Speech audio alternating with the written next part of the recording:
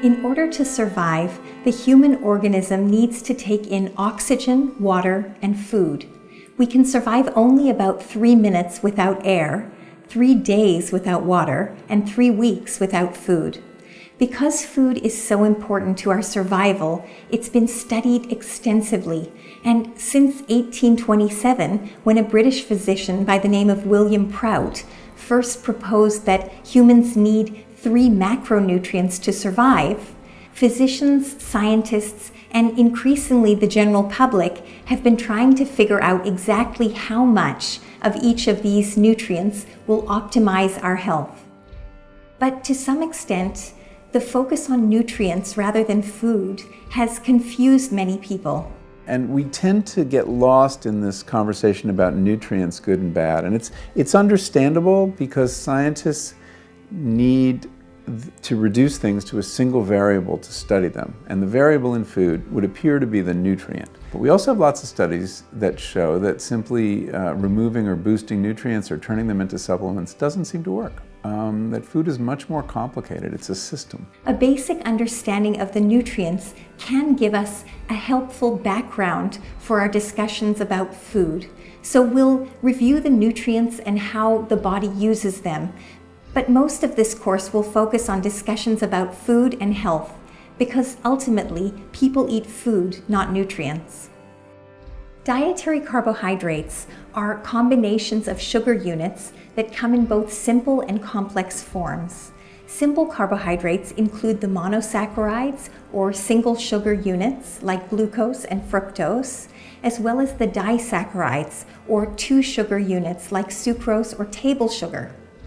Complex carbohydrates or polysaccharides include the dietary starches that our body can break down and digest, and also the indigestible polysaccharides that make up dietary fiber.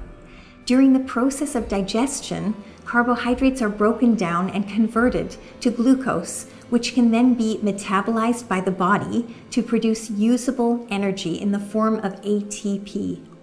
If energy demands are low, glucose can be stored, and most of the time it's stored as adipose tissue. Dietary proteins are also broken down into their component parts, amino acids, during the process of digestion. And these amino acids can be used to build and repair lean tissues in the body and perform many other important functions. But amino acids can also be broken down and used for energy. And if they're consumed in excess, they can contribute to fat stores in the body as well. Dietary fats can also be broken down into smaller components and used for energy, or they can be stored as adipose tissue depending on our energy needs. Fats are the most energy-dense storage form, providing 9 calories of energy for every gram, and alcohol provides 7 calories per gram. In contrast, carbohydrates and proteins provide only 4 calories per gram.